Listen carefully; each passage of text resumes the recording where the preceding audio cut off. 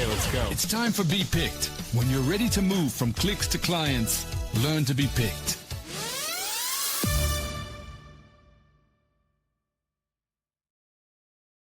Welcome to Be Picked, the podcast for professional service providers where we help you learn how to build and grow your business.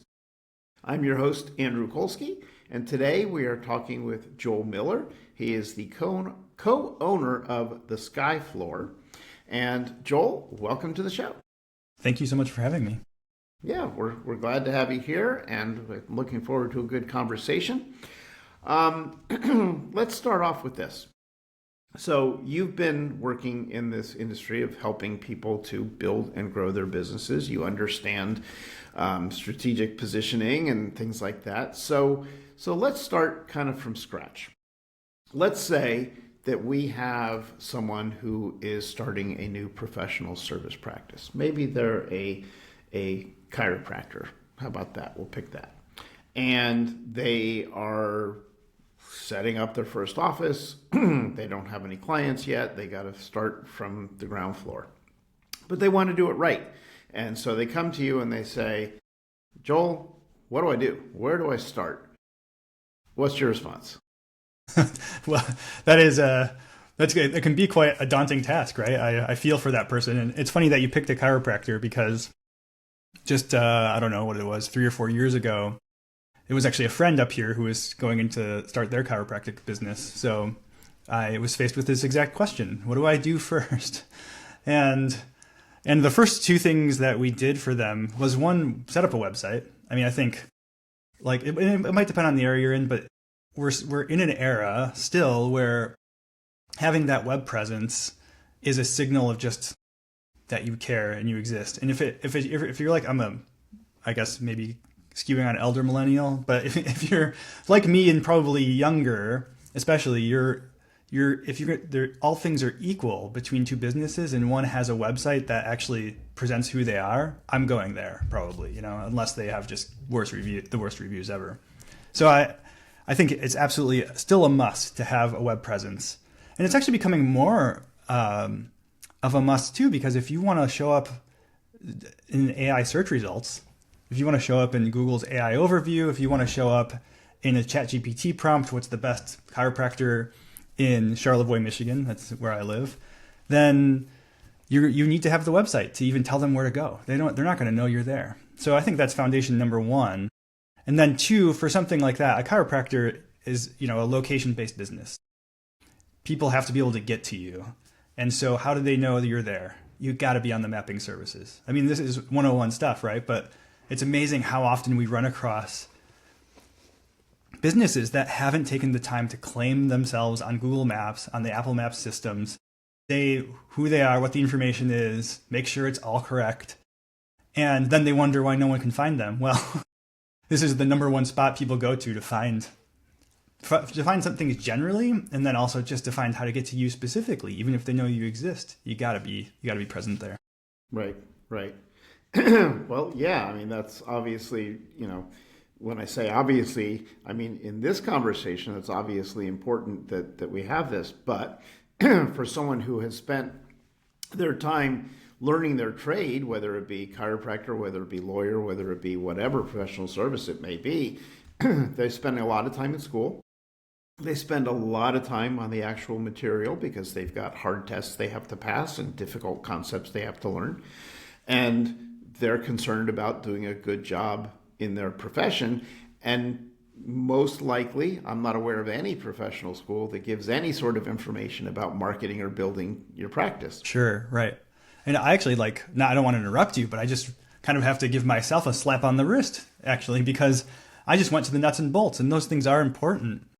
But the real number one, if you get the chance to start from scratch, if you're listening to this and you're thinking about starting something, you get to start where a lot of people they can't now if they're, let's say, I like to call it accidentally successful. They just did some of the nuts and bolts stuff and it just worked. And now it's getting into, there's a more competitive environment, or just the world is shifting around, or things like technology are changing. And they never took the time to define what makes them different from anyone else you could go to. I mean, if you can't, it's so broad, and we could drill into like the chiropractic example, but if you can't say there's a clear and defined reason why someone choosing between me and the 50 other chiropractors in a major metro area, you have nothing to tell. You have no story to tell, nothing to really pitch. It's just going to be another one, in the list of MAPS results. So I would say I got to roll back a little bit and go figure that out first. And there's a lot of ways to slice that to position yourself, but you got to start there if you have the chance. Yeah, and that's a great point. And as we're talking about it, and I just kind of pulled chiropractor as one professional service, yeah. and I'm thinking about it for myself. Like, if I were the chiropractor, how am I going to position myself? I'd sort of been there, I guess. But in terms of chiropractic, for me, because I'm not a chiropractor, because I don't know chiropractic practices very well, I kind of think of all chiropractors as the same. They all do the same right. thing. They all have the same tools. But then I'm thinking to myself, even if I'm correct, there's still got to be a way to differentiate yourself. And then I think to myself, okay, well, what about someone who works, or positions themselves as exclusively working on lower back issues, or issues for elderly, or issues for kids, or what? There's always a way. It doesn't mean that's the only thing you do, but yes. You do have to differentiate yourself. Yeah. If you aim at something, I always say, it doesn't matter that sometimes people will miss you, right? So if you pick your marketplace and you say, I'm the chiropractor who serves pregnant women, and I do that because it helps them be more comfortable during pregnancy. It results, I'm making this up, but let's just say it results in better outcomes during labor, and we have some reason to believe that the child is happier growing up. Probably made up. But the point is, you hone in on that. Well, people are still going to find out about you and talk about you. The fact is, you actually have a bigger chance of showing up to your audience when you pick it. But that means people find out about you. The problem you have today is no one knows you exist. So making it more specific means some people will know you exist. And when some people do and have a good experience, other people will hear about you too. And so you have that target, you're aiming at that, but people will miss and get off the bullseye, and they're still going to become clients. Right. And right. Yeah. So let's take that sort of to the next step. So you figure out sort of your little niche that you want to focus on. And now what do you do with that? Is it a matter of just put those words on your website and you're golden, or what do you do with it?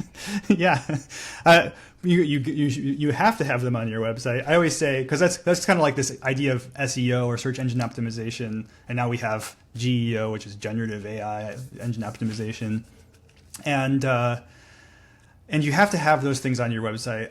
I like to make it the analogy that it's kind of like way signs for houses and roads, right? Like, you have to have your road sign so people know how to get to you. You have to have the house numbers, so when they're driving down the street, they're like, oh, that's their house.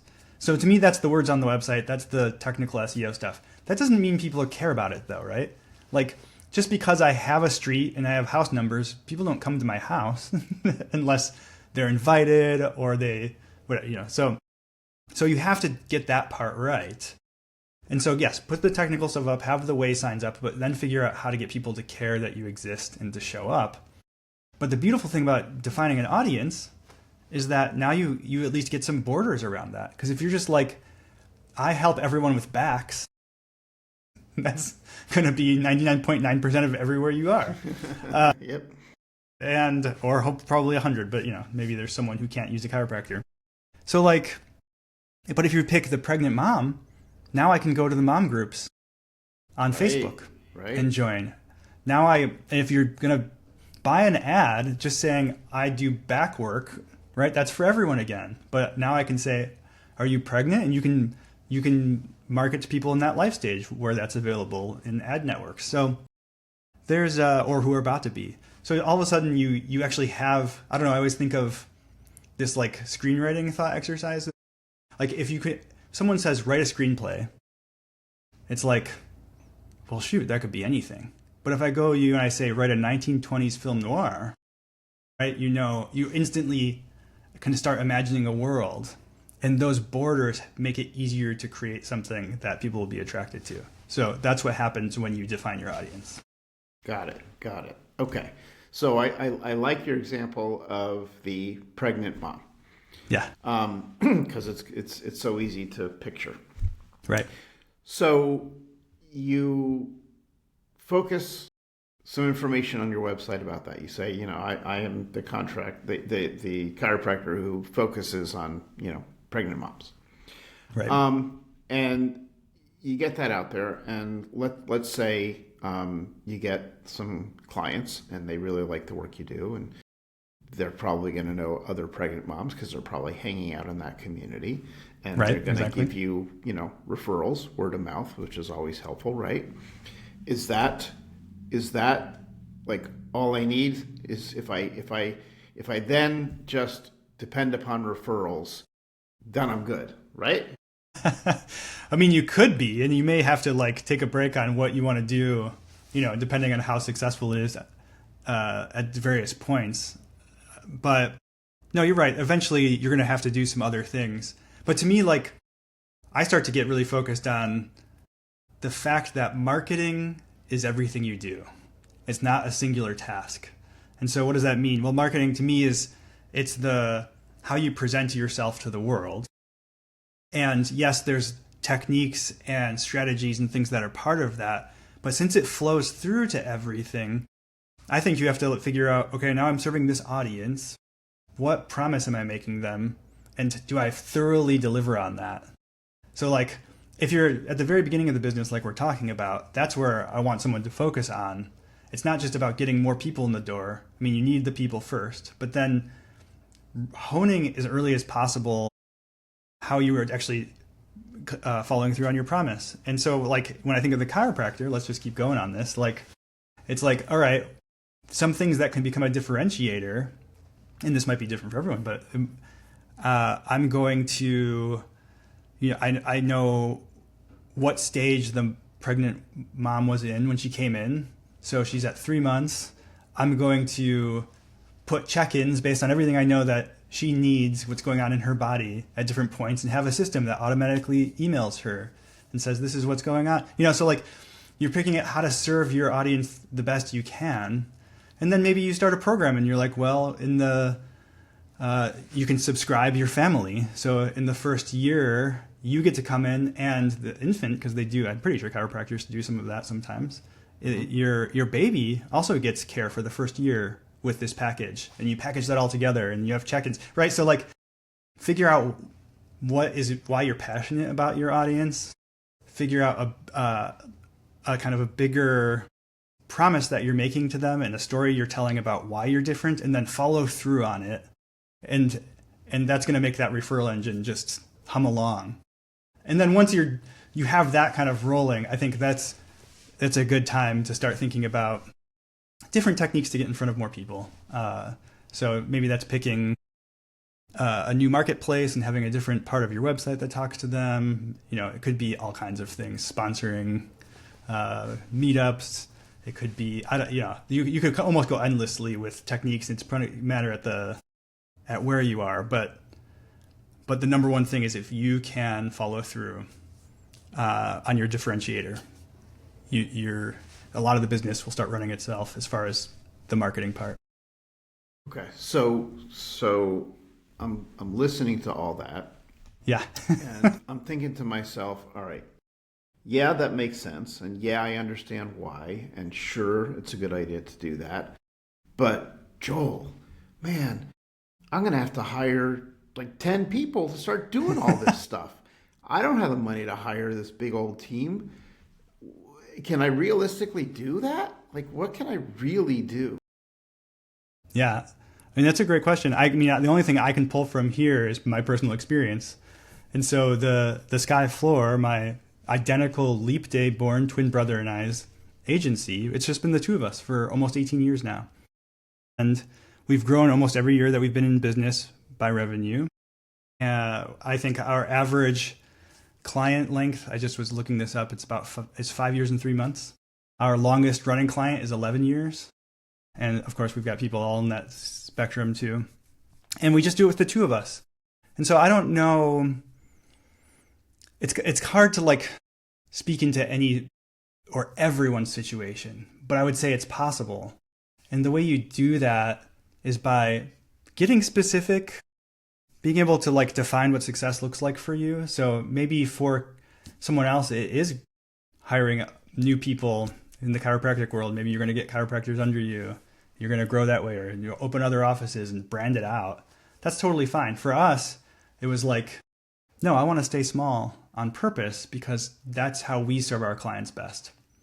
And then so that's the why. We think that's how we serve our clients best. And then we use all kinds of tools and things to help us achieve that, right? So like, I think one kind of tipping point, I think for us, and it's so obvious, but is when I went from many, many, many years ago from doing a manual invoicing and contracting process to using QuickBooks Online. Like, yeah, basic stuff, right? But instead of, I cut out like 25% of my work week of just meaningless stuff that I was doing by getting a tool that's not very expensive for how much time it saved me and how much tracking and visibility it gave me.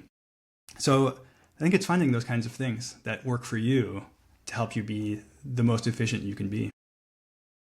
Wow. Well, you, without even realizing it, you just gave a great commercial for my product that I'm going to have to shamelessly talk about for a second. Nice. Here, Do it. which is called the credibility generator. And what the credibility generator is it took what I was doing as I was marketing my own professional service practice and spending literally hours a day and sometimes painful hours a day creating videos and editing videos and writing blog articles and posting blogs and searching SEO terms and incorporating them, all these things. And it does it automatically. I created a process that did it automatically for me. Everything from writing it to posting it. And I was just playing with it this morning, because we're doing our beta testing. And it was absolutely amazing to me that things that took me hours, I literally did in a few minutes and I was done. So I don't want to get off the track, but no, but I love that. That's right. That's exactly right. Yeah. Like finding those, and obviously like we're in a moment with AI. I think it's going to be like probably confusing. Maybe a lot of the people who are listening, it's like, yeah, I've used it as sort of like a search engine or something. So finding maybe as the market matures and there are people who like you who are creating tools. I don't know if there's AI in yours or not, but like people who are making tools that make it so it's not, again, just a write a movie script, right? It's that same kind of thing. Now right. You made a film noir, and so it does this one thing, and it's helped you solved your own problem. It's definitely going to help some other people. So be on the lookout for those types of things, though, multipliers, and it becomes a no-brainer if it's like don't be afraid to invest in it. Invest in your business by strategically saying yes to those things. Where this thing, like now this is off my plate. Yes, it cost me some money and it feels like I could have kept that money, but actually now I get to serve X amount of more clients and do the thing I really love. Right. And it's because we're talking about chiropractors, I'm going to guess that they probably have some sort of an electronic health record or something these days. Right. And I know for myself from the mental health field, when I moved from paper to an electronic health record, wow, did it save me time. And I never lost files. You never had a piece of paper that got, misplaced or folded up or crumpled. So we all incorporate tools into our practices all the time.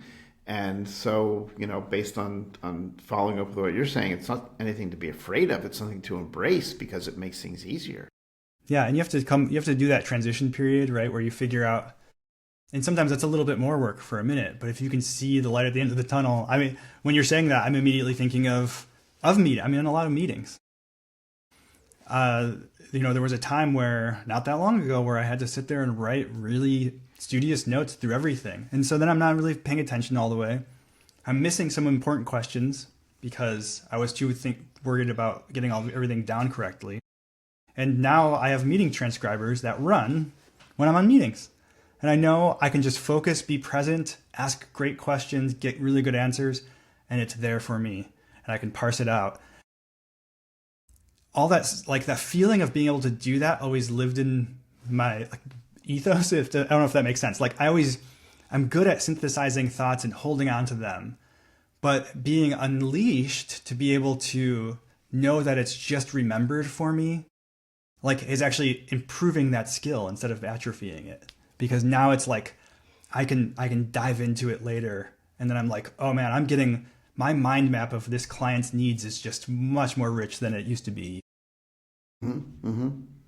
So we've been talking about, electronic tools and things that you can use to make your life easier. And there's certainly a lot of them out there, new stuff coming out every day. But we're also talking about small professional service providers, which typically means that they're serving a community within a certain radius of where their office is. They're not looking to service the entire country, on day one. So are there other things that they should be thinking about from a strategic positioning, perspective that may not necessarily be online things? Well, I mean, from a strategic positioning perspective, yes. It gets kind of more into the esoteric, but I think if you can, and it's sort of based on, we could touch it loosely, but like if you can figure out like how you're really helping people. I know it sounds just like the most generic thing ever, but like, I guess let's go to the service provider. I think immediately of, we recently had some ground re-leveled outside of our house, right? And the person operates off of a day rate or a half day rate. And so everything is, if I have to stay this much longer, it's this much more money.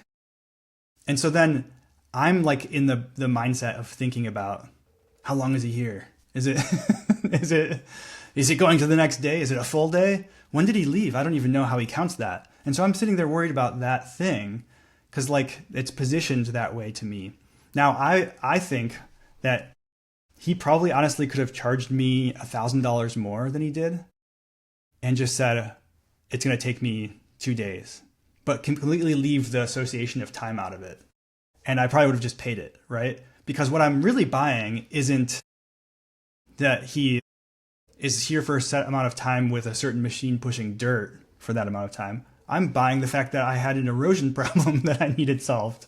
And if it's solved, I'm feeling much, much more at ease in my house. And I can have grass there now. And if I have a lawn, the kids can play on it. So like there's all these things that, and I get it because he's not the kind of operator who thinks like that. And yet I think he left money on the table. And even though I'm happy, he didn't help define what that happiness was going to be for me. And so to me, those are the levers like that aren't digital. It's like a very real thing, but it's a skill you have to develop. Yeah, and as you were saying that, I'm thinking back to the chiropractor pregnant mom situation.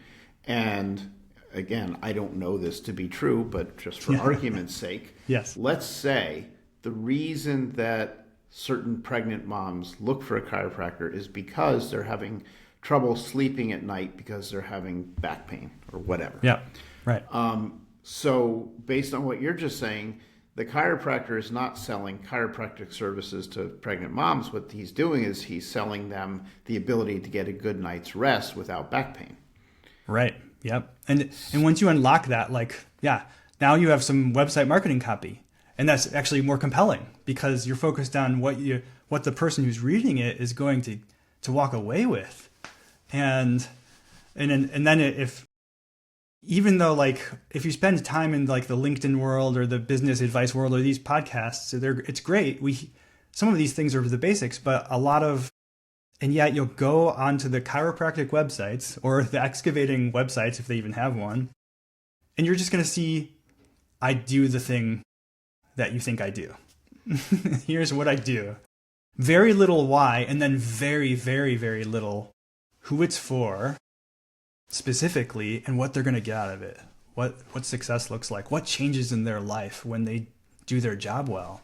So if you're listening and you can take some of that home and work on it for your business, that's a differentiator right there. I mean, you will, I guarantee you, carve out a bigger slice of your market if you can speak to those things in a confident way. Yeah, and that's really the core of the message and the whole reason for this podcast, and the whole reason that I call the podcast Be Picked, because in order to build your business and grow your business and be the one who gets the business as opposed to your competitors, you need to be the one who is picked. And the way you become picked is you understand what the client's pain point is, and then you put out enough information and material for them to understand that you understand their pain point, and you have the ability to help them get past that pain point. So, like you were saying, being out there and saying, I'm a chiropractor and I work with everybody who has a back. Well, okay. But the other one being, here's my blog about, the 3 best ways to avoid back pain at night for pregnant mothers and how you can sleep better. Okay, well, so when the pregnant mother with back pain is up in the middle of the night with back pain, she gets on her phone and she starts searching, what do pregnant mothers do about back pain? And lo and behold, if you actually have paid attention to that as the chiropractor, and you have a blog out there that talks about that very issue, what do you think she's going to find? She's going to find your article. And then she's going to find your YouTube video. And then she's going to find your website. And you're continuously giving this message that I can help pregnant moms with back pain who can't sleep. Right. Who's yeah, she I like to say, call? Yeah, right, exactly. You don't want to just be considered, right? You want to go from being just in the consideration to being the obvious choice in your marketplace. Right. And this is how you start to tip that towards in your favor, so that when they look around, it's not just like, here's my big list of options. They come to your website, they see the stories of people who've had success with you, and they go, I got to start here at least, because this is the best one. This matches what I want and what I need out of this. Right. So let me ask about a different issue that's related to getting picked here. Typical scenario. Somebody, let's pick a lawyer this time. Lawyer puts up a website. And at the time they put the website up 5 years ago, they had the best technology, because that's what the website designer told them. And let's say they do, they represent employees and employees.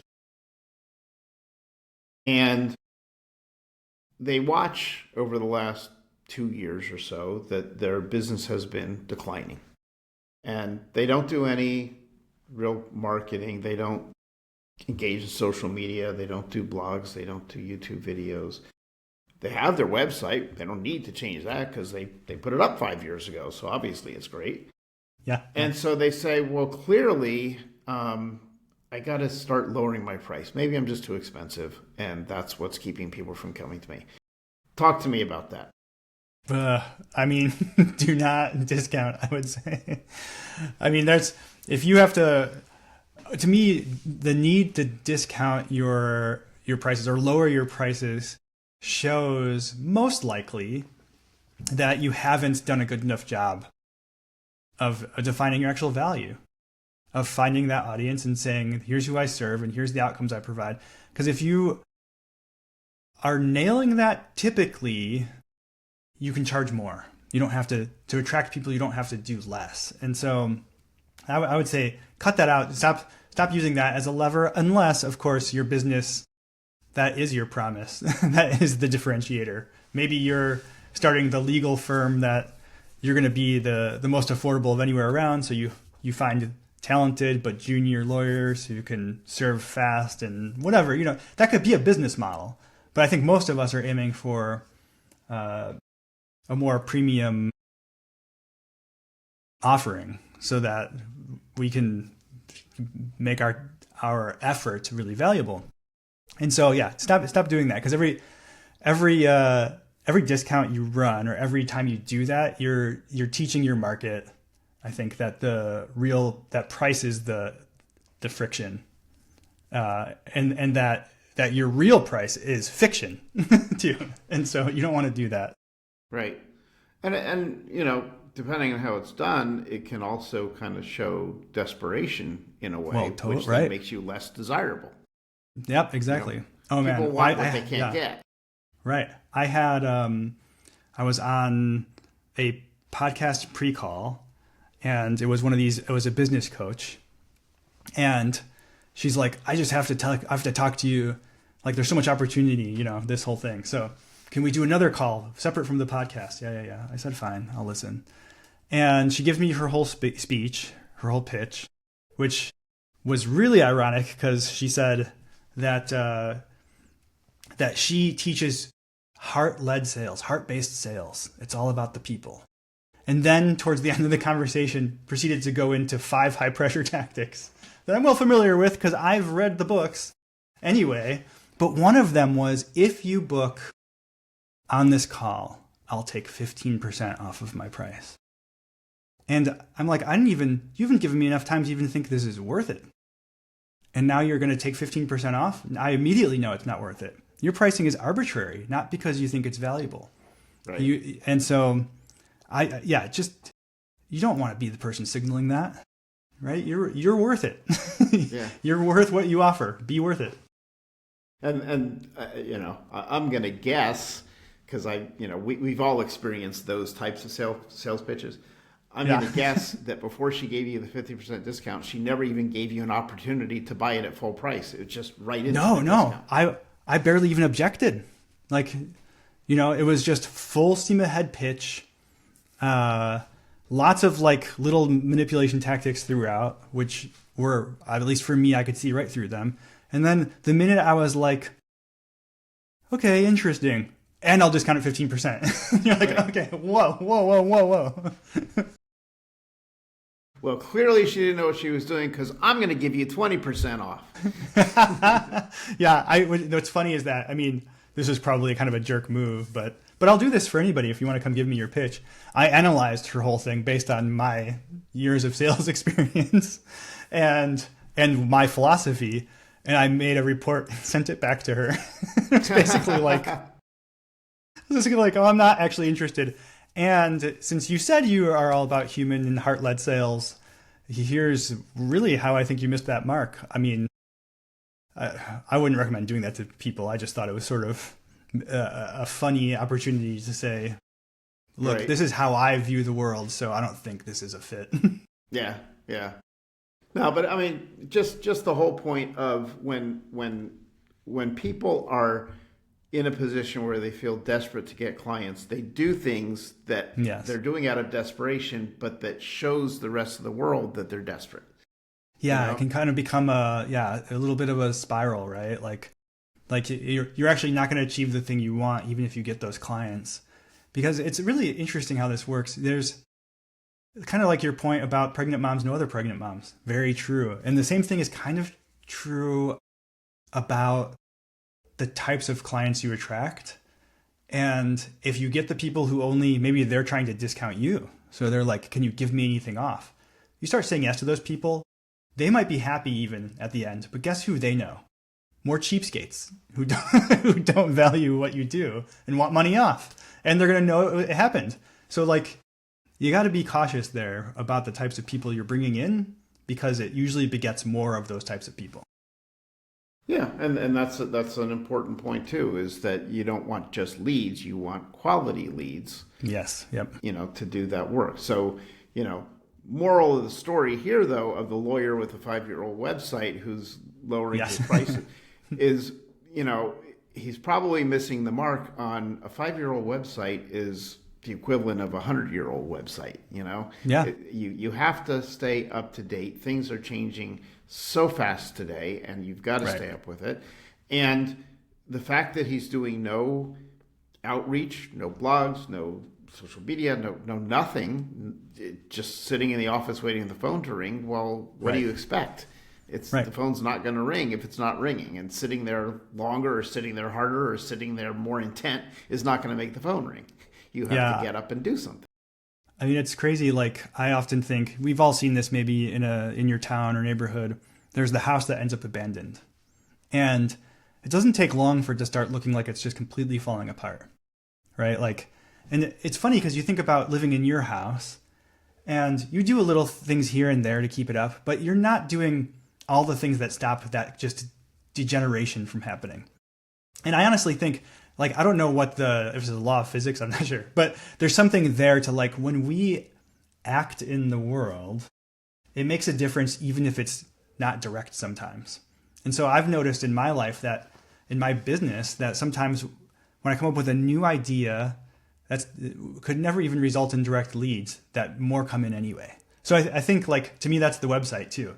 Even if there's not some big fanfare release, when you update it and you keep it up to date, that's just a signal to the world in these sometimes ethereal ways that you care, that you're taking care of the house, therefore it's not falling apart. Right. Well, we are over time, but I wanted to make sure we got all this good information in. So Joel, if people wanted to get in touch with you, how do they do it?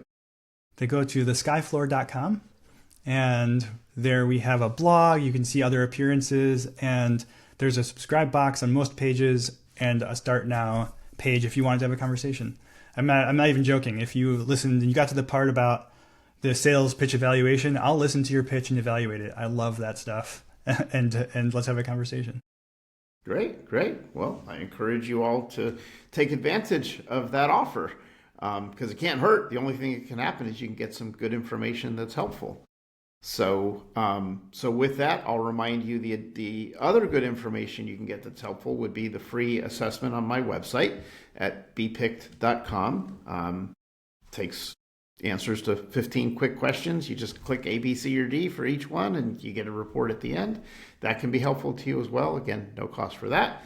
And you can find all of the other podcast episodes, as well as information about my book, Left of Trust, and the Credibility Generator, all at www.bepicked.com. And Joel, I'll give you the last word. I would say this: if you're sitting in this audience and you want to start something and you've been sitting on the fence going, I have to have all these things in the right place, we've given you just enough today where you can start now and do it. It's not going to get any easier any other day. So to take an action today. Fantastic. Well, thank you. And don't forget to take Joel up on his offer. I'd love to hear some stories back after you do. Joel, thank you for your time. And we'll see all of you on the next episode of Be Picked. If you are enjoying this content, please like and subscribe. Thank you.